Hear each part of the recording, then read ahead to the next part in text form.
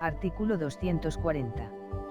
Si hubiere que designar tutor para varios hermanos, el juez procurará que el nombramiento recaiga en una misma persona. Artículo 241. Podrán ser tutores todas las personas que se encuentren en el pleno ejercicio de sus derechos civiles y en quienes no concurra alguna de las causas de inhabilidad establecidas en los artículos siguientes. Artículo 242. Podrán ser también tutores las personas jurídicas que no tengan finalidad lucrativa y entre cuyos fines figure la protección de menores e incapacitados. Artículo 243. No pueden ser tutores: 1. Los que estuvieran privados o suspendidos en el ejercicio de la patria potestad o total o parcialmente de los derechos de guarda y educación, por resolución judicial. 2. Los que hubieren sido legalmente removidos de una tutela anterior. 3. Los condenados a cualquier pena privativa de libertad, mientras estén cumpliendo la condena. 4. Los condenados por cualquier delito que haga suponer fundadamente que no desempeñarán bien la tutela. Artículo 244. Tampoco pueden ser tutores: 1. Las personas en quienes concurra imposibilidad absoluta de hecho. 2. Los que tuvieren enemistad manifiesta con el menor o incapacitado. 3. Las personas de mala conducta o que no tuvieren manera de vivir conocida. 4. Los que tuvieren importantes conflictos de intereses con el menor o incapacitado.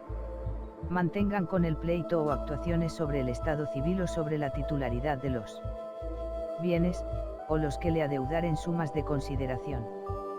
5. Los quebrados y concursados no rehabilitados, salvo que la tutela lo sea solamente de la persona. Artículo 245. Tampoco pueden ser tutores los excluidos expresamente por el padre o por la madre en sus disposiciones en testamento o documento notarial, salvo que el juez en resolución motivada estime otra cosa en beneficio del menor o del incapacitado. Artículo 246. Las causas de inhabilidad contempladas en los artículos 243 cuarto y 244 cuarto no se aplicarán a los tutores designados en las disposiciones de última voluntad de los padres cuando fueren conocidas por estos en el momento de hacer la designación, salvo que el juez, en resolución motivada, disponga otra cosa en beneficio del menor o del incapacitado. Artículo 247. Serán removidos de la tutela los que después de deferida incurran en causa legal de inhabilidad, o se conduzcan mal en el desempeño de la tutela, por incumplimiento de los deberes propios del cargo o por notoria ineptitud de su ejercicio, o cuando surgieran problemas de convivencia graves y continuados. Artículo 248. El juez, de oficio o a solicitud del Ministerio Fiscal, del tutelado o de otra persona interesada, decretará la remoción del tutor, previa audiencia de este si, citado, compareciere. Asimismo, se dará audiencia al tutelado si tuviere suficiente juicio. Artículo 249.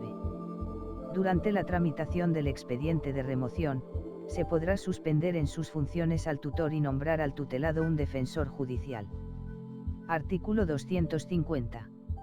Declarada judicialmente la remoción, se procederá al nombramiento de nuevo tutor en la forma establecida en este Código. Artículo 251. Será excusable el desempeño de la tutela cuando por razones de edad, enfermedad, ocupaciones personales o profesionales, por falta de vínculos de cualquier clase entre tutor y tutelado o por cualquier otra causa, resulte excesivamente gravoso el ejercicio del cargo. Las personas jurídicas podrán excusarse cuando carezcan de medios suficientes para el adecuado desempeño de la tutela. Artículo 252. El interesado que alegue causa de excusa deberá hacerlo dentro del plazo de 15 días a contar desde que tuviera conocimiento del nombramiento. Artículo 253. El tutor podrá excusarse de continuar ejerciendo la tutela, siempre que hubiera persona de parecidas condiciones para sustituirle, cuando durante el desempeño de aquella le sobrevenga cualquiera de los motivos de excusa contemplados en el artículo 251. Artículo 254. Lo dispuesto en el artículo anterior no se aplicará a la tutela encomendada a las personas jurídicas. Artículo 255. Si la causa de excusa fuera sobrevenida, podrá ser alegada en cualquier momento. Artículo 256. Mientras se resuelva acerca de la excusa, el que la haya propuesto estará obligado a ejercer la función. No haciéndolo así, se procederá a nombrar un defensor que le sustituya, quedando el sustituido responsable de todos los gastos ocasionados por la excusa si ésta fuera rechazada. Artículo 257. El tutor designado en testamento que se excuse de la tutela al tiempo de su delación perderá lo que, en consideración al nombramiento, le hubiere dejado el testador. Artículo 258. Admitida la excusa, se procederá al nombramiento de nuevo tutor. Sección tercera del ejercicio de la tutela. Artículo 259. El secretario judicial dará posesión de su cargo al tutor nombrado. Artículo 260. El juez podrá exigir al tutor la constitución de fianza que asegure el cumplimiento de sus obligaciones y determinará la modalidad y cuantía de la misma. No obstante, la entidad pública que asuma la tutela de un menor por ministerio de la ley o la desempeñe por resolución judicial no precisará prestar fianza. Artículo 261. También podrá el juez, en cualquier momento y con justa causa, dejar sin efecto o modificar en todo o en parte la garantía que se hubiese prestado. Artículo 262. El tutor está obligado a hacer inventario de los bienes del tutelado dentro del plazo de 60 días, a contar de aquel en que hubiese tomado posesión de su cargo. Artículo 263. El secretario judicial podrá prorrogar este plazo en resolución motivada si concurriere causa para ello. Artículo 264.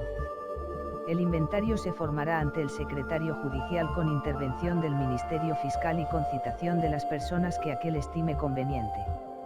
Artículo 265. El dinero, alhajas, objetos preciosos y valores mobiliarios o documentos que, a juicio del secretario judicial, no deban quedar en poder del tutor serán depositados en un establecimiento destinado a este efecto.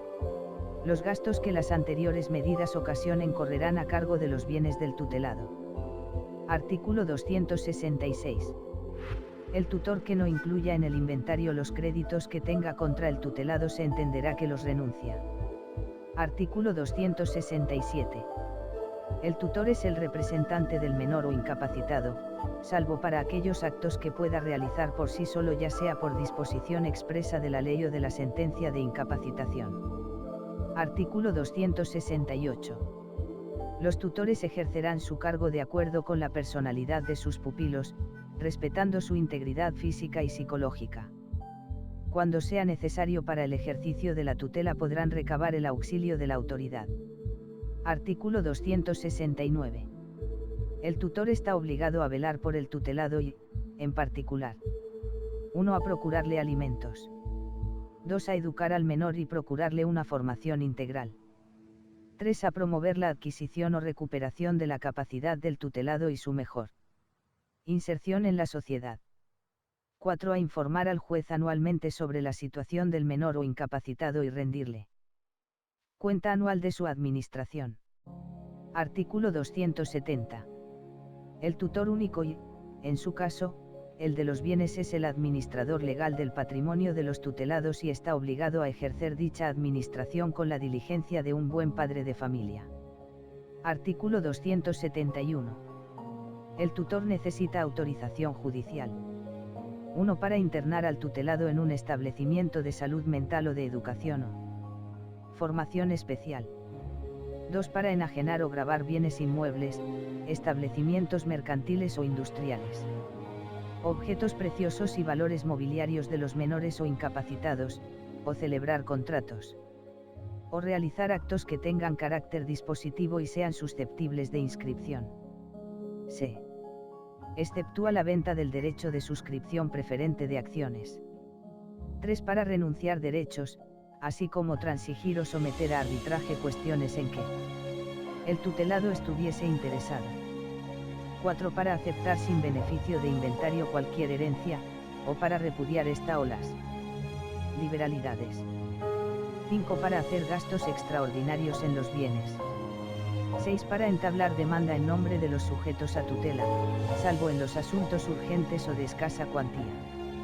7 para ceder bienes en arrendamiento por tiempo superior a 6 años. 8 para dar y tomar dinero a préstamo.